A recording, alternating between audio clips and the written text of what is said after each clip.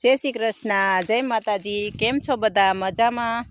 તો આપણે છે ને હવે ઘરે જઈએ છીએ અને આપણે આપણા બગીચામાં એક ચક્કર લગાવી, કારણ કે ફ્લાવરિંગ બહુ મસ્તીનું આવ્યું છે જો।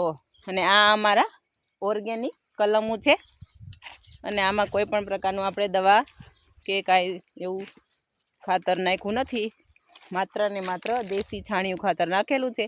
અને તમે જોઈ શકો છો આ અમારા 60 કલમોની બાગ છે, તો મસ્ત એવું ફ્લાવરિંગ આવ્યું છે। અને આપણે આવી ગયા છે અહીંયા થોડાક બોર હતા ચણિયા, એટલે આપણે થોડાક ચણિયા બોર વીણવા છે। અને જો તમે જોઈ શકો છો કેટલા મસ્ત બોર આવ્યા છે। પહેલાના જમાનામાં, એટલે કે પહેલાં તો અમે નાનપણમાં છે ને ઠેલિયું લઈને છે ને અમે